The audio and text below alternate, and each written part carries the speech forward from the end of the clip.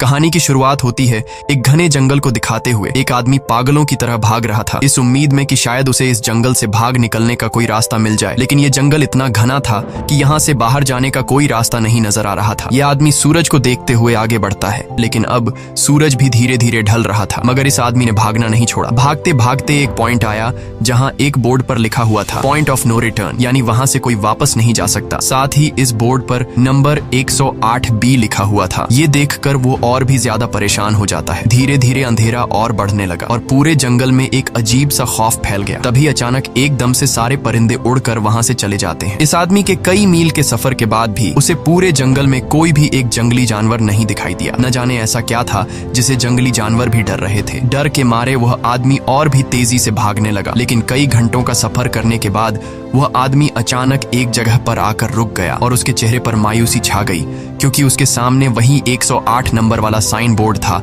जिस पर लिखा हुआ था पॉइंट ऑफ नो रिटर्न। अब आदमी को समझ आया कि चाहे मैं जितना भी भागूं पर इस जंगल से निकल नहीं सकता, इसलिए अब वो वहां छुपने की जगह ढूंढने लगा। लेकिन वहां उसे छुपने के लिए कोई सेफ जगह नहीं मिली, इसीलिए अब वो पेड़ के ऊपर चढ़ जाता है। पर तभी उस पेड़ की टहनी टूट गई, जिससे वो आदमी काफी ऊंचाई से नीचे जमीन पर आ गिरा। पेड़ से गिरने के बाद वो बहुत ज्यादा जख्मी हो चुका था। उसे काफी गहरी चोटें आई। इससे पहले कि वो बेहोश हो जाता तभी अचानक जमीन हिलने लगी और अजीब सी गुर्राने की आवाजें आने लगी। वो आवाजें सुनकर आदमी के गले में सांसें अटक गईं। तभी अचानक कोई उसे खींच कर ले गया। खींचने वाला कौन था ये नहीं दिखाया गया, लेकिन हमें उस आदमी की दर्द भरी चीखें सुनाई दी गई। इस इंसिडेंट के 6 दिन बाद हमें शहर में मीना नाम की एक लड़की को दिखाया जाता है जो एक बर्ड शॉप में काम करती है। तभी उसका बॉस आता है और मीना को एक गोल्डन पैरट को शहर से दूर एक जू में डिलीवर करने का ऑर्डर देता है। मीना बॉस की बात को मानते हुए अब उस पैरट को डिलीवर करने जाती है। मीना गाड़ी में बैठकर अपने मोबाइल में उस जू का लोकेशन सेट कर लेती है और अपने सफर पर निकल पड़ती है। शहर से बाहर निकलने के बाद वो एक बोर्ड पर बहुत सारे लोगों के मिसिंग फोटोज देखती है, यानी वहाँ पर कई सारे लोग गायब हो चुके थे। लेकिन मीना उन पर ज्यादा ध्यान नहीं देती और आगे बढ़ने लगती है। आगे बढ़ते दौरान मीना शॉर्टकट लेते हुए जंगल के रास्ते से गुजरती है ताकि वो जल्दी से इस पैरट को जू तक डिलीवर कर दें, और वो पहुंच गई जंगल के बीचों बीच। ये वही जगह है जहाँ हम पहले एक आदमी को गायब होते देख चुके हैं। वहाँ आकर मीना बुरी तरह से फंस चुकी थी। वो अपने मोबाइल पर मैप देखती है, लेकिन वहाँ मोबाइल के सिग्नल नहीं आ रहे थे और उसके कार का रेडियो भी काम नहीं कर रहा था। मीना अब वहाँ से वापस निकलने लगी, लेकिन अब उसे वहाँ से बाहर निकलने का रास्ता समझ नहीं आ रहा था। थोड़ी देर बाद मीना की गाड़ी भी खराब हो गई। मीना गाड़ी से बाहर निकलती है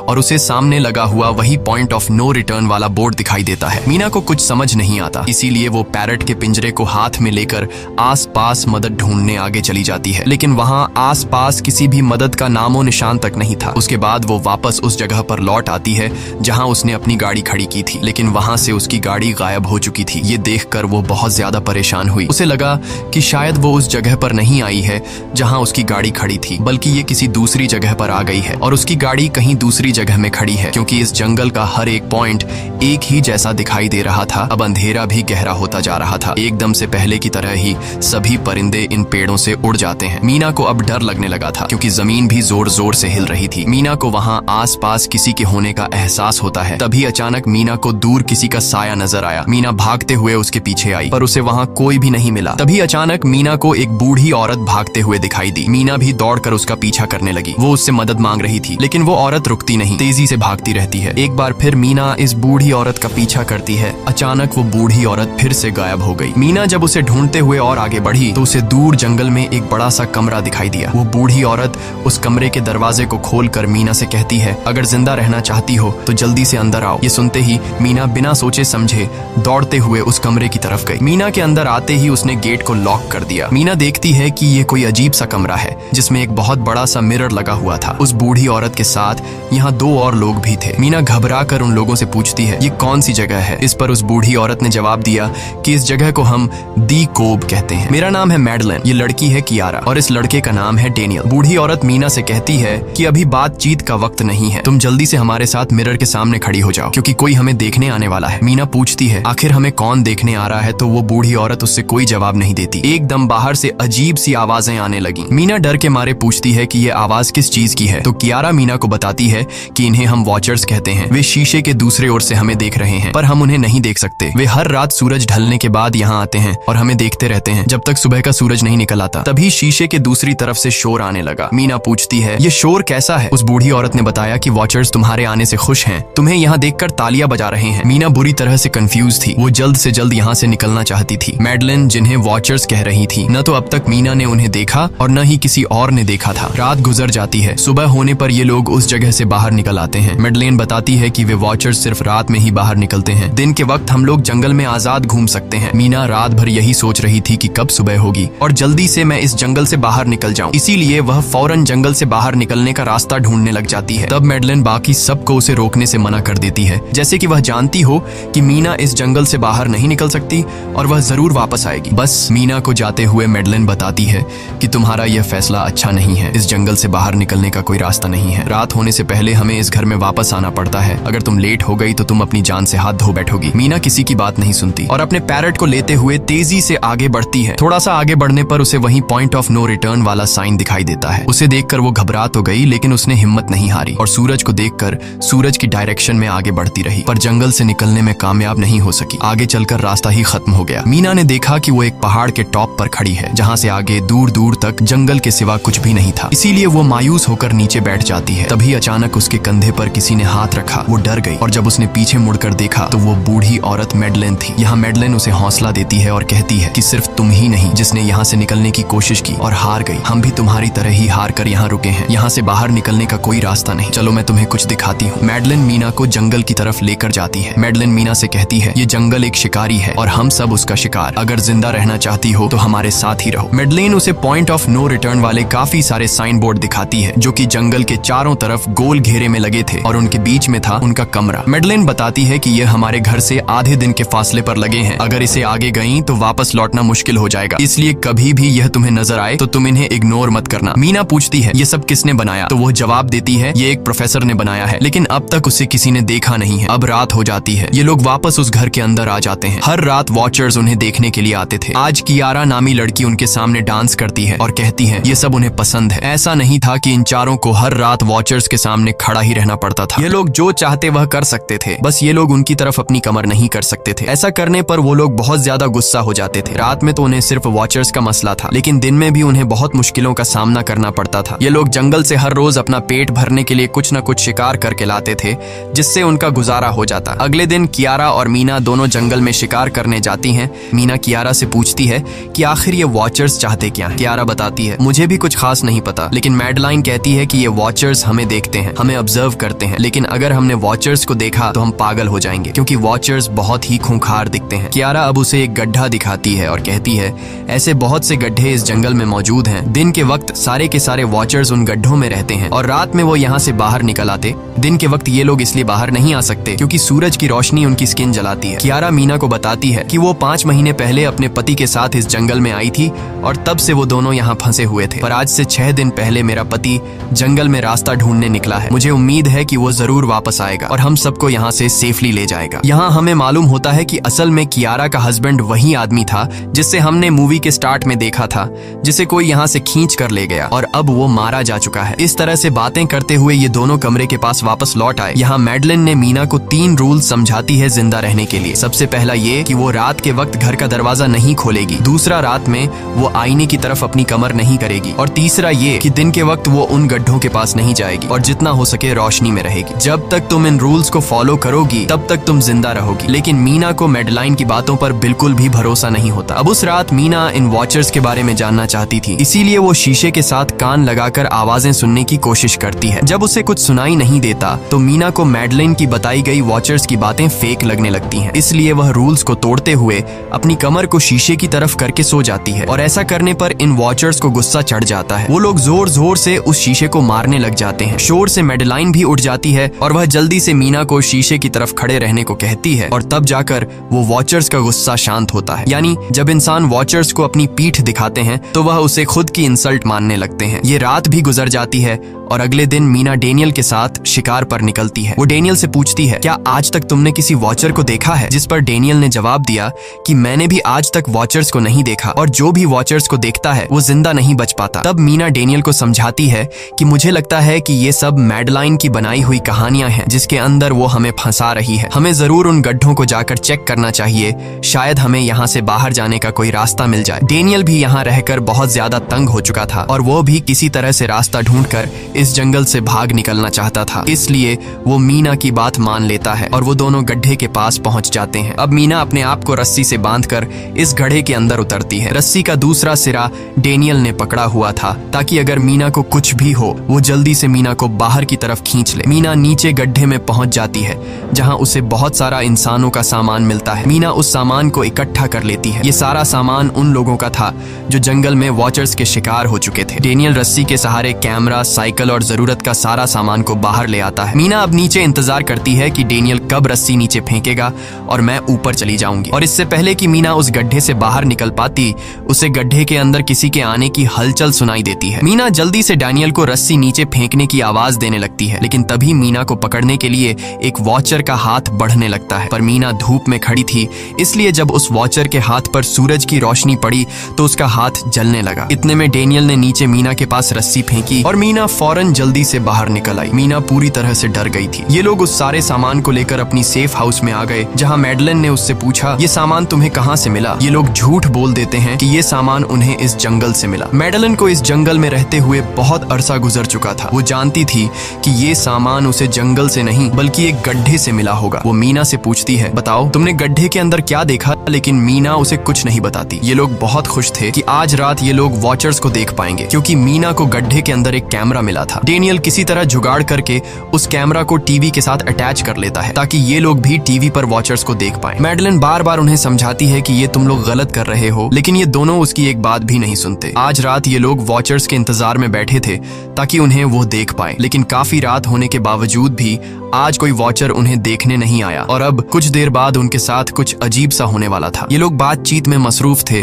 कि तभी उनका दरवाजा खटखटाया जाता है, यानी दरवाजे पर किसी ने दस्तक दी। उन्होंने जल्दी से टीवी की तरफ देखा तो वहां उन्हें इंसानी टांगे दिखाई दे रही थीं। बाहर जो कोई भी था वो कियारा के हस्बैंड की आवाज में बात कर रहा था और वो जल्दी से दरवाजा खोलने को कह रहा था। कियारा को लगा कि जरूर उसका हस्बैंड यहाँ से बाहर निकलने का रास्ता ढूंढ आया है। वो जल्दी से उठकर दरवाजा खोलने के लिए जाती है, लेकिन मैडलिन बीच में आकर दरवाजा खोलने नहीं देती। वो कहती है कि मैं जानती हूँ बाहर तुम्हारा हस्बैंड नहीं है, क्योंकि मैडलिन जानती थी कि रात के इस अंधेरे में कोई भी इंसान इस कमरे तक नहीं पहुंच सकता। लेकिन कियारा को मैडलिन की बातों पर यकीन नहीं होता और वो दरवाजा खोलने की कोशिश करती है, जिसके बाद मैडलिन कियारा से कहती है कि वो तुम्हें फंसा रहा है, तुम उसका इम्तिहान ले लो, तुम उसे कोई ऐसी बात पूछो जिसके बारे में सिर्फ तुम या तुम्हारा हस्बैंड जानता हो। कियारा बाहर खड़े हुए इंसान से एक किताब के बारे में सवाल करती है जिसके बारे में उसे पता होना चाहिए था, लेकिन जब बाहर खड़ा हुआ इंसान कोई जवाब नहीं देता तो ये समझ जाते हैं कि ये वॉचर ही है। ये लोग जब दरवाजा नहीं खोलते तो वॉचर उनके बाहर लगाए हुए कैमरा को तोड़ देता है और यहाँ हमें एक बात पता चलती है कि वॉचर्स इंसान के रूप में भी खुद को बदल सकते हैं। वॉचर्स उनकी इस हरकत पर बहुत ज्यादा गुस्सा हो गए थे। वे बहुत तेजी से शीशे को मारने लगे, जिससे शीशे में एक बड़ा क्रैक भी आ जाता है। लेकिन यहाँ मैडलिन समझदारी दिखाते हुए सबको लाइन से शीशे की तरफ खड़ा कर देती है, जिससे वॉचर्स का गुस्सा थोड़ा बहुत ठंडा हो जाता है और वे वहां से चले जाते हैं। अब यहाँ मीना मैडलिन को बताती है कि हमने गड्ढे में से ये सारा सामान चुराया था। ये सुनकर मैडलिन बहुत ज्यादा गुस्सा हो जाती है कि तुम लोगों ने दूसरा रूल भी तोड़ दिया। अगली सुबह मैडलिन उस गड्ढे से लाया हुआ सारा सामान उठाकर वापस उसी गड्ढे में फेंक देती है, जिससे उन वॉचर्स का गुस्सा थोड़ा शांत हो जाता है। मगर अब इन लोगों को जंगल में बहुत ही ज्यादा अजीब चीजें दिखाई देना चालू हो गई थी और उसका सबसे ज्यादा असर डेनियल पर होता है। डेनियल अचानक बात बात पर बहुत ज्यादा गुस्सा करने लग जाता है। दूसरी तरफ कियारा, जिससे पहले उम्मीद थी कि उसका हस्बैंड जिंदा है और वो यहाँ आकर उसे यहाँ से बचा लेगा, लेकिन अब उसे पता चल चुका था कि उसका हस्बैंड अब वापस नहीं आएगा, जिसकी वजह से वह अंदर ही अंदर पूरी तरह से टूट चुकी थी और वो डिसाइड करती है कि वह वॉचर्स के इन गड्ढों में कूदकर अपनी जान दे देगी, क्योंकि अब उसके पास जीने की कोई वजह नहीं रही। वह ऐसा करने ही वाली होती है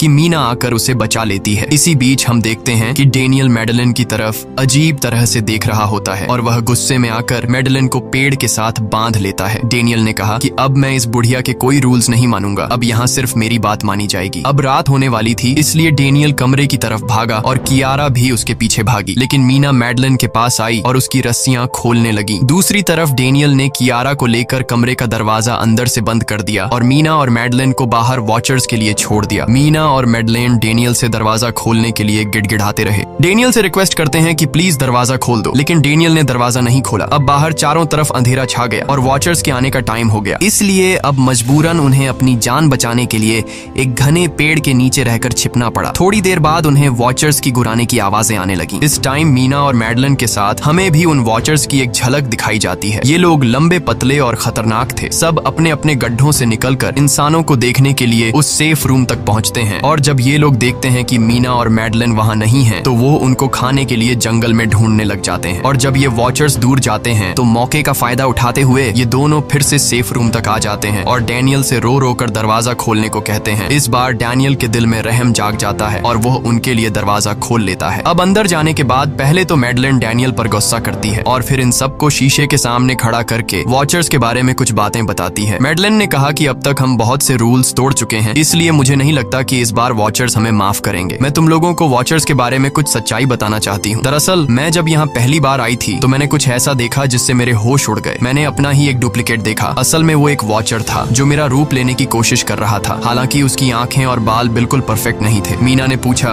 कि आखिर ये वॉचर्स हैं क्या चीज, जिस पर मैडलिन ने जवाब दिया कि ये सारे क्रीचर्स फेरीज हैं जो किसी जमाने में इंसानों के साथ मिलकर रहते थे। फेरीज पंखों वाले एक जादुई जीव थे, लेकिन वक्त गुजरने के साथ इंसानों को फेरीज की शक्तियों से डर लगने लगा। इसीलिए इंसानों ने फेरीज को खत्म करने का सोचा। इंसानों की तादाद ज्यादा थी, इसलिए फेरीज इंसानों का मुकाबला नहीं कर पाए। इंसानों ने इन फेरीज को जंगल में एक बहुत बड़े गड्ढे के अंदर कैद कर लिया और उन्हें श्राप से हमेशा हमेशा के लिए इस गड्ढे में बंद कर दिया। उसके बाद फेरीज कई 100 सालों तक उस गड्ढे में कैद रहे, लेकिन फिर वक्त के साथ उन्होंने जमीन के अंदर खुदाई करके निकलने के रास्ते बना लिए। आज वही फेरीज वॉचर्स के रूप में गड्ढों से निकलकर हमारे सामने आते हैं। हालांकि कई 100 सालों तक जमीन के अंदर रहने की वजह से उन्होंने अपने पंख और जादुई शक्तियां खो दी और साथ ही उन्हें सूरज की रोशनी से तकलीफ होने लगी, लेकिन अब भी उनमें रूप बदलने की शक्ति है। इस पर डैनियल ने मैडलिन से पूछा कि ये वॉचर्स हमसे क्या चाहते हैं और ये हर रात हमें देखते क्यों हैं, जिस पर मैडलिन ने बताया कि ये वॉचर्स एक बार फिर से जंगल से निकलकर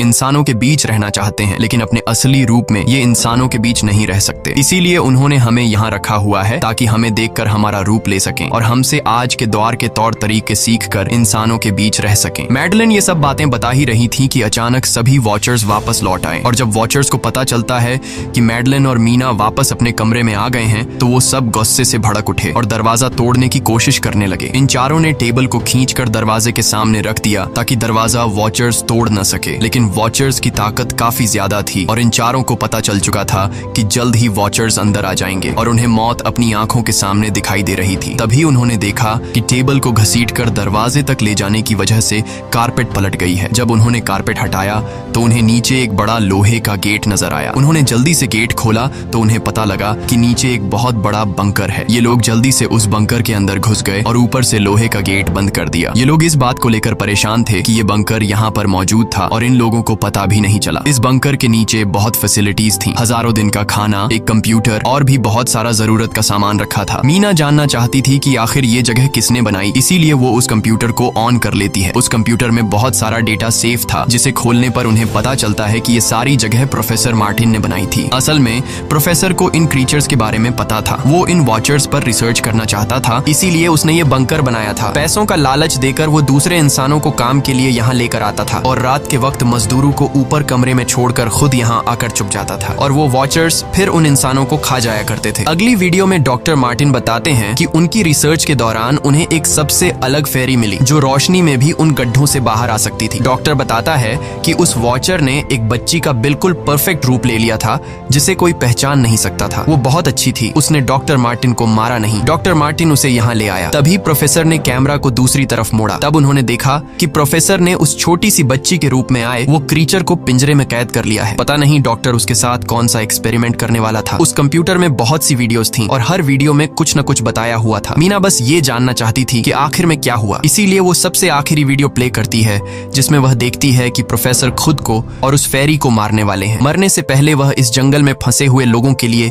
यहाँ से निकलने का रास्ता बता देता है और कहता है कि शाम में जिस डायरेक्शन में परिंदे भागते हैं उस डायरेक्शन में भागने से वे लोग इस जंगल से निकल सकते हैं। उसने इस रिकॉर्डिंग मैसेज में कहा था कि अगर कोई इस जंगल से निकलने में कामयाब हो गया तो यूनिवर्सिटी में जाकर मेरी सारी रिसर्च तबाह कर देना। मैंने यहाँ आकर बहुत बड़ी गलती कर दी। उसके बाद प्रोफेसर ऊपर चले गए और फिर 2 गोलियों की आवाज आई जिससे उन्हें समझ आया कि प्रोफेसर ने पहले उस फेरी को मारा और फिर खुद को गोली मार दी। आज रात ये चारों बहुत खुश थे क्योंकि उन्हें इस जंगल से जान छुड़ाने का रास्ता मिल गया था। अगली सुबह सभी लोग अब बंकर से बाहर निकलते हैं तो देखते हैं कि उनका सेफ हाउस उन वॉचर्स ने पूरी तरह तबाह कर दिया है और आज के दिन उन्हें लाजमी इस जंगल से निकलना होगा वरना ये लोग मारे जाएंगे। क्योंकि रात को अब उनके पास छिपने के लिए कमरा भी नहीं बचा था। ये लोग अब यहाँ जंगल से निकलने के रास्ते में बढ़ने लगते हैं। वो परिंदे जिनके बारे में प्रोफेसर बता रहे थे वे तो शाम को उड़ने वाले थे, लेकिन उन्हें शाम होने से पहले जंगल से बाहर निकलना था। इसलिए मीना अपने पास मौजूद पैरट को आजाद कर देती है। जिस डायरेक्शन में वह उड़ता है उसी डायरेक्शन में ये लोग चलने लग जाते हैं। चलते हुए रास्ते में ही उन्हें एक कब्र मिली। मैडेलिन उस कब्र को देखकर बताती है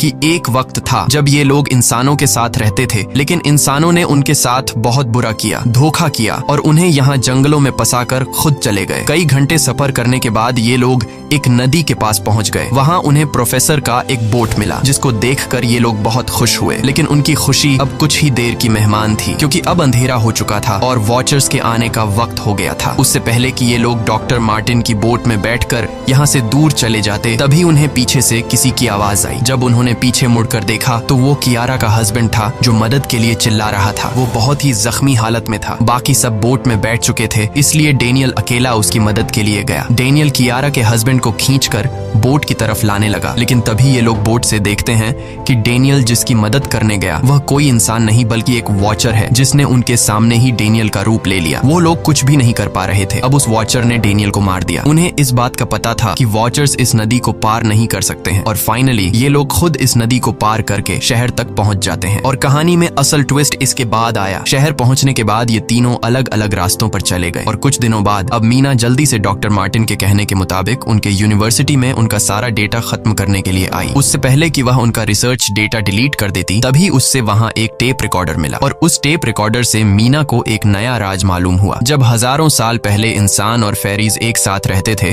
तो तब उनकी शादी भी हुआ करती थी। इंसान और फेरी के मिलन से जो बच्चे पैदा होते थे उनमें इंसान और फेरी दोनों के गुण होते थे। उन्हें हाफलिंग्स कहा जाता था। उन हाफलिंग्स में एक खासियत थी कि वे रूप बदलने में इतने माहिर होते थे कि वे किसी मरे हुए इंसान का रूप भी बदल सकते थे। प्रोफेसर का मानना था कि जब इंसानों ने फेरीज को जंगल के अंदर गढ़ों में कैद कर लिया था, तब हाफलिंग इंसानों के बीच अपना रूप बदलकर चुपके से रहने लगे और वो आज भी किसी न किसी रूप में इंसानों के बीच मौजूद है। मीना जब प्रोफेसर के ऑफिस में आई और वहाँ पर जांचबीन करने लगी तो वहाँ उसके हाथ कुछ ऐसी तस्वीरें लगी जिसने उसके होश उड़ा दिए। उसने देखा कि तस्वीर में जो प्रोफेसर के साथ लेडी खड़ी है वो कोई और नहीं बल्कि मैडेलिन है और असल में मैडेलिन प्रोफेसर की वाइफ है। वो कंफ्यूज हो जाती है कि मैडेलिन ने उसे यह बातें क्यों नहीं बताई। इस भारी कंफ्यूजन को शेयर करने के लिए वो कियारा के पास आती है और उसे बताती है कि जिस मैडेलिन से हम जंगल में मिले थे वो असल में प्रोफेसर मार्टिन की वाइफ है, लेकिन उसने हमें यह सच्चाई इसलिए नहीं बताई क्योंकि वो खुद एक इंसान नहीं बल्कि एक रूप बदलने वाली फेरी थी। मैंने जब रिसर्च किया तो मुझे पता चला कि काफी साल पहले प्रोफेसर की वाइफ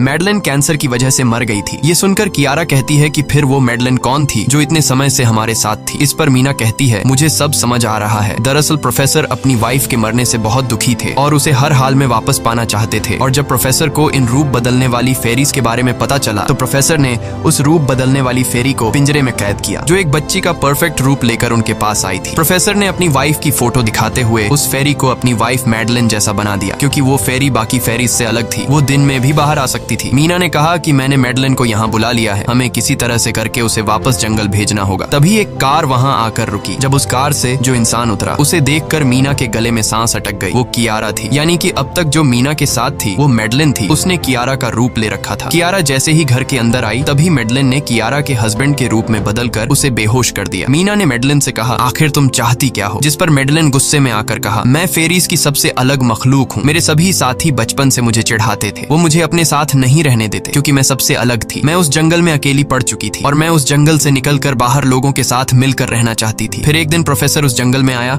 उसने मुझे पिंजरे में कैद कर लिया। उसने मुझसे कहा कि अगर मैं उसकी वाइफ का रूप ले लूं तो वह मुझे जंगल से बाहर ले जाएगा। मैंने उसकी बात मान ली। प्रोफेसर ने मुझे मैडेलिन की सारी बातें सिखाई और बाद में उस धोखेबाज प्रोफेसर ने मुझे मारने की कोशिश की, लेकिन उससे पहले कि वो मुझे मार पाता मैंने उसे ही मार डाला। तुम इंसान कभी भी भरोसे के लायक नहीं थे और न ही रहोगे। अब तुम भी मेरी सच्चाई जान चुकी हो, इसलिए तुम्हें भी मरना होगा और तुम्हें मारने के बाद मैं तुम्हारे रूप में इंसानों के बीच रहूंगी। यह कहकर मैडेलिन ने मीना का रूप ले लिया और उसका गला दबाकर उसे मारने लगी। तब मीना ने मैडेलिन से कहा कि क्या प्रोफेसर ने तुमसे यह नहीं कहा कि तुम क्यों दिन में निकल सकती हो। असल में तुम हाइब्रिड हो, आधी इंसान और आधी फेरी, इसीलिए तुम इंसानों और फेरीज के बीच रह सकती हो। मुझे पता है कि दुनिया में अकेला रहना कैसा होता है, लेकिन तुम अकेली हाफलिंग नहीं हो। तुम्हारे जैसे और भी हाफलिंग्स हैं जो किसी न किसी रूप में इंसानों के बीच रह रहे हैं। इस सच्चाई का पता चलते ही मैडलिन का शरीर अचानक अपने असली रूप में आने लगा। देखते ही देखते उसके पंख निकल आए, जिसके बाद वो मीना को यहीं पर छोड़कर यहाँ से उड़ जाती है। इसके बाद कुछ हफ्तों के बाद का सीन दिखाया जाता है, जहाँ मीना अपनी सिस्टर के साथ रहने लगी है। उसने अपनी सिस्टर को बताया